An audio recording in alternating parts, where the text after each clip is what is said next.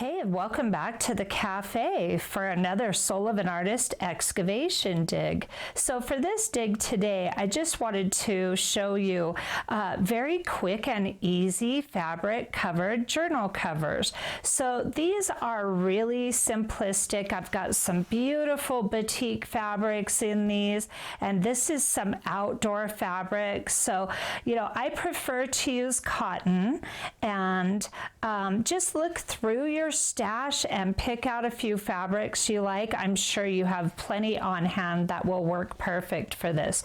So today we're going to go over how easy it is to make this little fabric journal cover, and I'm going to go ahead and go over the pockets too. I've done a wide enough spine to do 2 signatures in these journals here. Now you can adapt to this. I will show you all the measurements to these in a moment, and then I will show you, I'll tell you how to adapt it to whatever size journal you want to make. So this is really cute with the little pockets, and you can get very elaborate and fancy and layer up a bunch of fabric and paper if you want for your pockets. You can absolutely sew paper in, whatever you like. I'm just going to give you the basic skills today. This one really came out cute. Here's the front and back, and then the spine, and then the inside I've just used the same fabric, and then I used some of the same fabric for the pockets as well, and did just a little bit of fun straight and zigzag stitching. And then this one I just wanted to go ahead and put together a very basic journal cover without any pockets, just to show you how simple and fun and quick this little project is. So let's go ahead and get into how to make these. Now what I've done here is I've written down the measurements for these books here, and what I wanted to do with these is I want 8.5 by 11 inch paper to fit in these. Now this is the secret formula for my easy journal covers. The secret is, are you ready? Make your cover the same exact size as your paper. So because this is half, you're going to want the same length as your paper, which of course is 8.5 if you're doing the same size, and then you want half of your folded page. So the page is going to be 11. So you want this 8.5 by 5.5, of course, for your front and back covers. Now I'm just using chipboard today. You can use cereal boxes, whatever you want to use that you have handy that's not going to cost you any extra. I'm sure you have all this stuff probably in your stash already. Now the spine of this, I wanted to, like I said, to make these 2 signatures. So here's how I do it. Let me show you real quick. Let's go over this real quick. We'll finish. The spine is, this little piece is 8.5 inches by 3/4 of an inch. Now if you want to make bigger, more signatures and make a really chunky book, or even a little chunkier with 3 signatures, just widen your spine. I don't really have a set width for it. This is kind of personal preference. You're just going to want to look at your spine and figure out how many pages are going to be in your signature. My signatures for these books are going to be 7 to 10 full pages. Now for the fabric cover front and back, I roughly cut my fabric to 14 by 10 inches. That is just a basic cut for the pieces, and here they are, front and back. I mean outer cover and inner cover, of course. So you just want it to be bigger, and we will get into that in just a moment. So what I've got here is I've just got a piece of wood and a piece of foam core to protect my table as I poke holes in to my little spine. So I've got a ruler. I like to just line my ruler up right to the bottom of this spine to make it as easy as possible. I'm all about wanting easy and fun projects to do, you know, so that's what this one is here. So I just like to line this up, and then I want to get my halfway mark. So this is 8.5 inches, so I'm going to need 4 1/4, and I'm doing 2 signatures, and I want them pretty even, but I am just going to eyeball this. Let me bring you in. You're miles away, sorry about that. Okay, so here we are at 4 1/4, and I've just brought it in where I want that signature to be, and then I want this one in. And when you're making these, keep in mind you really want a bit of space in between your signatures, and you especially want this bit of space on the outside of your spine just to keep it nice and strong. Now I always do the same thing. I do them 1 inch in, and I do the same exact thing. I just eyeball my dots right at 1 inch. And then this will give me my gauge for when I go to punch my holes. Now this is of course going to be 7.5. And these measurements, of course, are just for this size of book, and you can really take this formula and adapt it however you wish. So the great thing about this little formula is that you can use it no matter what size pages you want. Let's say you want to do a 7 by 10 inch book pages. Well, you just make your cover to accommodate that. So your cover would be 7 inches long by 5 inches wide, because of course your pages are going to be folded in half. And this formula works for any size pages of a journal that you want to make. It works every time. The only thing is that you can always add smaller book pages, of course, to your original size, but not bigger. Otherwise, of course, they'll hang out. So this formula I have found to be the easiest and the most fun and the best for me. And I punch these before I put the book together. And what I like to do is I go in the front just like this.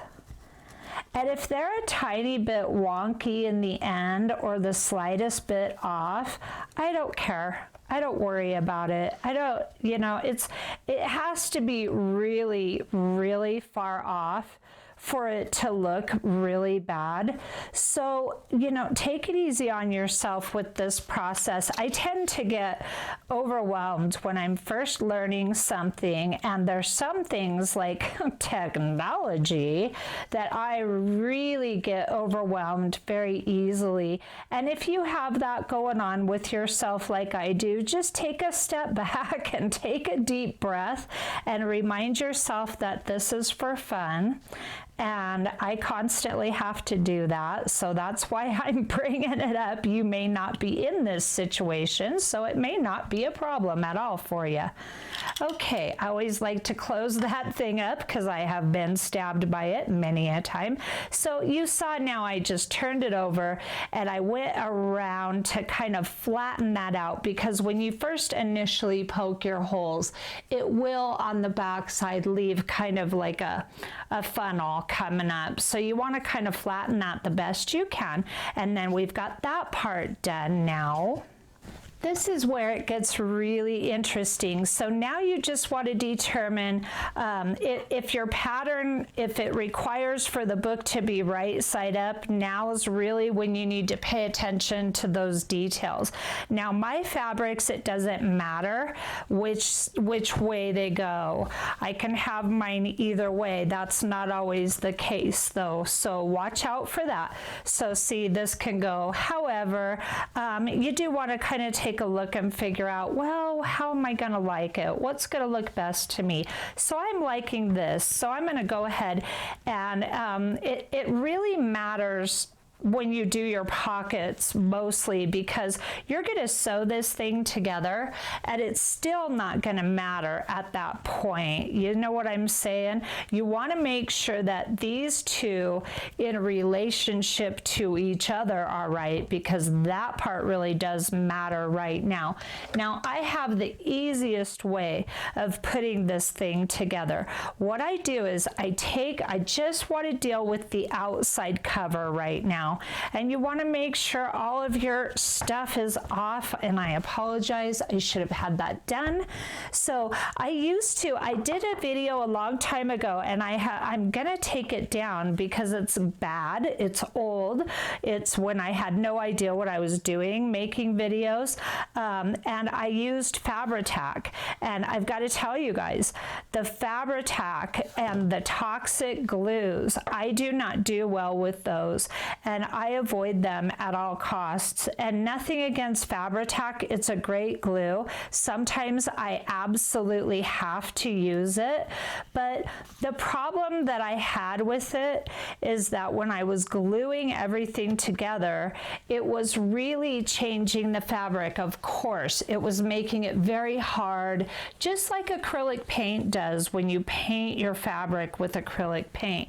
So with this way of doing it, none of that matters because you're just using a glue stick and you're really relying on your stitching. So your stitching becomes quite important to get the stitching just so, because your stitching is what's going to hold everything together.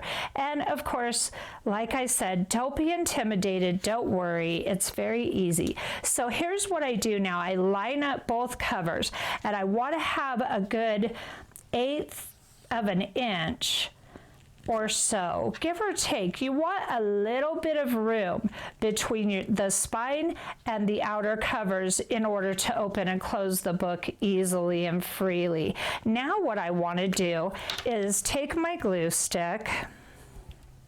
I have this sitting open all night. We'll see if it works. I'm sure it will. And just really get a good coating of glue on your just the spine only. You're only concerned with the spine right now. And the reason I put these in here, of course, is just to help with my sizing with everything, just to make sure everything's in the right place. You can try to do your spine by itself, but I would recommend against it. Put these in so that you know exactly where everything's going to sit. You want to have enough extra fabric, of course, around this to be able to stitch. So mine's actually pretty small. It could stand to be a tiny bit bigger, but I try not to waste, and sometimes I make it really hard on myself when I'm trying not to waste. So don't do that to yourself. There's no reason for it. Now what we've done, we've gotten this spine stuck down. I flipped it over and now it's stuck down. So now I'm going to come in here and give it another good coat. This is the system I have come up with that works. It's the most straightforward that I've found, and each step I take in this is necessary because I really don't like taking unnecessary steps if I can avoid them. So if you do it this way, it's really hard to go wrong. So if you do find a better way that works better for you, by all means do it.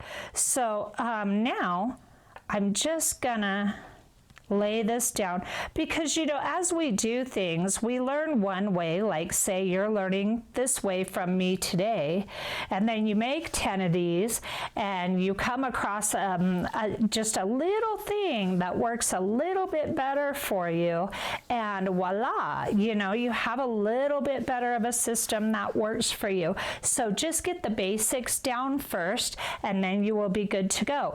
Now I've got the spine glued on both sides of the fabric. I'm going to remove these now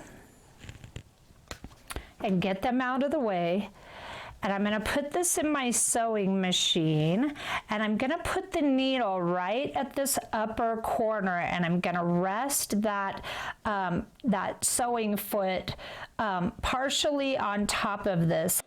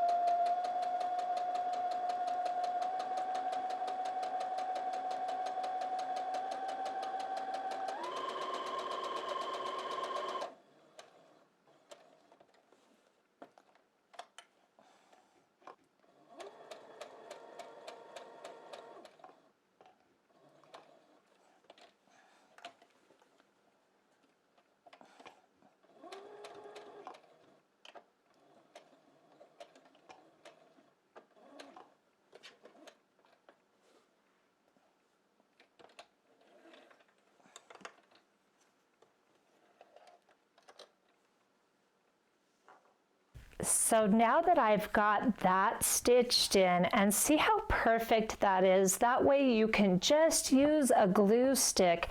It doesn't change the hand of your fabric. You can feel the holes when you go to add your signatures right through the fabric. This makes it so easy. It keeps all your fabric looking really beautiful and doesn't change the color or the feel of it. It works perfect. Now the glue stick, of course, will wear off quite quickly, which is perfect because you're stitching. You only need it just for that, of course. So now here's the back side. I just went ahead and used some gray thread to stitch this together now. So now if you want pockets, now is the time to mess with your pockets. And I'm going to go ahead and make two, just like I've made in all of these. We'll do one lengthwise pocket for the back cover and then one pocket this way. That way you can see both of those. So I want to use this fabric for the contrast, which is of course the fabric from the front. And then I don't want my pocket very wide. Here's the trick I use. Now I take the cover, you get one that's easy to see, and I go ahead and I line my cover up to where it's gonna sit when it's sewn in, and then that way I know exactly how big to make my pockets. So I'm gonna go ahead and snip this right about there and give that a nice little tear. So now I've got this pocket done, and I want to make it a little shorter just to give myself a bit of grace period here and then I'll just whack it. That's a really bad cut, not straight at all. This is gonna end up fraying later. I should have this. Okay, I'm much better at this, guys. I always do it the hard, awkward way when I'm filming. I'm not sure why. I make myself look like I don't know what I'm doing. Oh, such beautiful fabric. So here it's a little wonky and it's a little off, but I like that. I like to have some, the very handmade, rough, raw look. So here are my little pockets, and then I just want to use this fabric to make a little edging over the pocket, and you can use lace and all kinds of different trims. Sky's the limit. Just use whatever makes you happy. If you're going to use fabric like I am, this step is really important to make sure your pockets are ironed, and then just to put that crease into your pocket at the halfway mark just to make your life easier. You can wrestle with it and not iron it, but this just makes it so much faster and easier to do it like that. Do this one real quick. Sometimes I get lazy and I don't want to do these steps, and then I wrestle with the thing, and if I would have just taken the time to put the crease in, it would have went a lot faster for me. So now I've yet again had to learn to do it this way. Makes life easier in the end. And you're just able to pop that right in there very easily. And then as you go to stitch it together, it stays all on its own. Now this is kind of off right here, so I'm gonna take advantage and let this pocket kind of hide that right there, just like that. So now what I want to do is use my cover on top of this just to kind of pick my placement of my pocket, and I want to go ahead and put it right there. So I'm just going to slide it right in there, and then I'm going to do the same thing with this pocket here. I usually like to just do one at a time, but it works the same for both pockets. Now what you want to do is just hold that in place with just the one inside cover, and you want to make sure and get this outside cover out of the way as you sew this.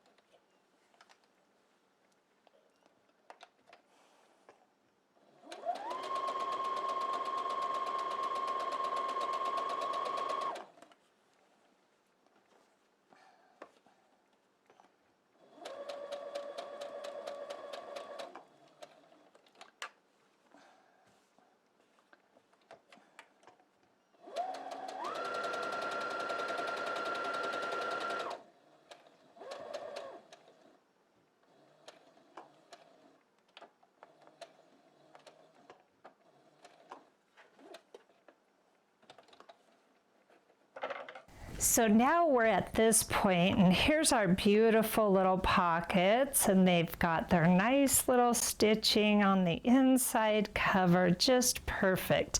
And you know, really, I do invite you to play around. This is such a basic way of doing this. So just take these basic techniques and really fly with them. So now what we want to do is I'm feeling for the edge of the spine to line up my cover ends, just so.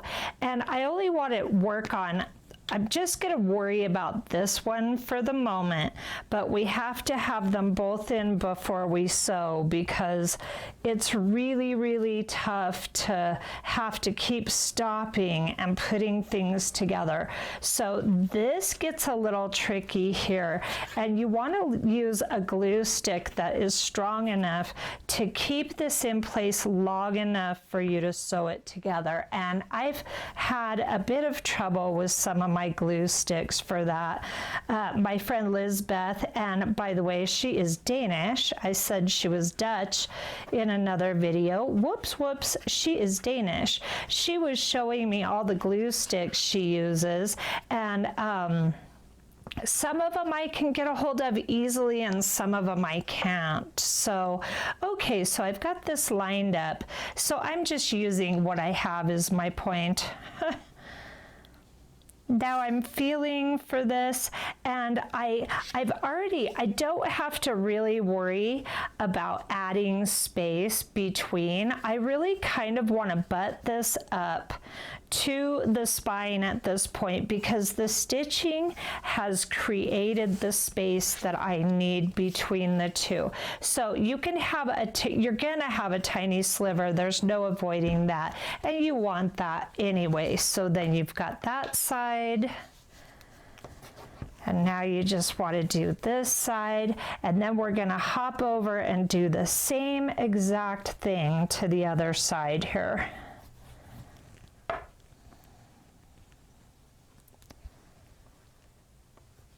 You want to pull your fabric and make sure you get that fabric right where you want it.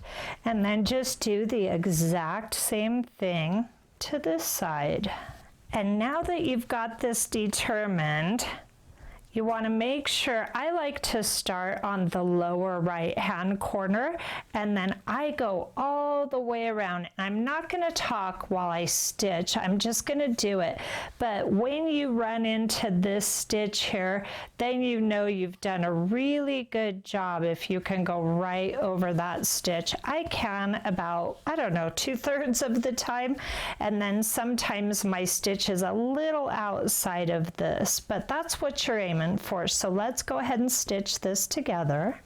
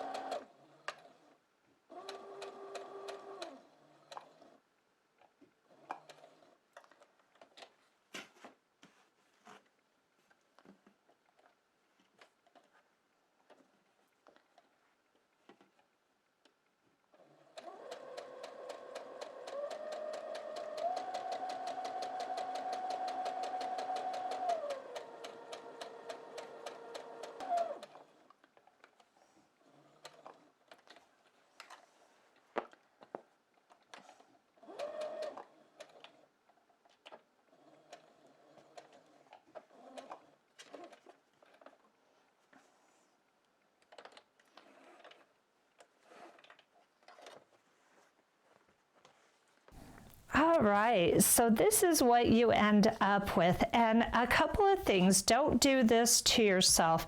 Make your fabric a little bit bigger. I really did cut it very close. I'm gonna end up fine, but I did cut it close.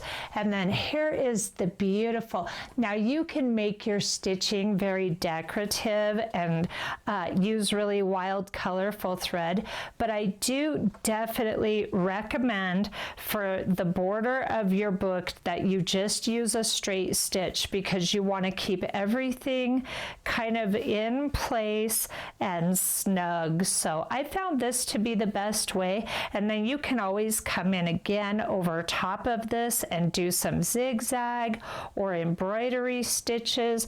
I tend to not do that. And the reason why is because here I end up cutting it and then the fabric frays. So once the fabric is all frayed, it's going to be a little tougher to see the stitching. So you might want to save the fancy stitching for your pockets and for like your the pockets you put in your signatures and all that good stuff. That's what I do. I don't really mess with it on the border here. So now what I do is I just cut this, and then it's going to start fraying all on its own over time. You can help it along. You can get it started.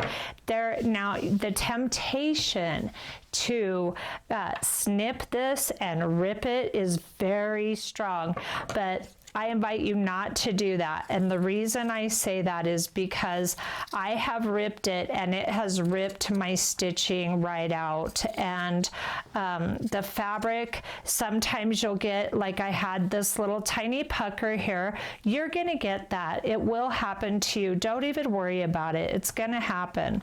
But when you have those little puckers and things like that, it can mess up when you're trying to tear this excess fabric off, and it can really tear your fabric right into your stitching and into your book, and then all that work can be lost over that. So I just go ahead and trim it. And you'll get a feel for this, you know. That's what I like to do. I like to watch a video like this, and then I like to do it the way the video shows me. And then inevitably, I always find either one or two techniques that just tend to work better for me. So this is really just a jumping off place for you. And it works really well for me. I love it. You know, whenever I film, stuff always looks more awkward when I'm filming than when I'm actually doing it. And I find it frustrating because then sometimes I come across like I don't know what I'm doing, and I actually do know what I'm doing. But making something without having to worry about camera angles and camera placement is really easy. And then you add the camera in and oh my gosh, it gets tricky. So now when you're at this point, like I said, you'll be able to feel your holes for your signatures. And I am going to make a video on how to do your signatures, but look at how beautiful. So I hope you enjoyed this, and hit the subscribe and hit the bell notifications so you don't miss anything. And I'll see you real soon. Have a great day.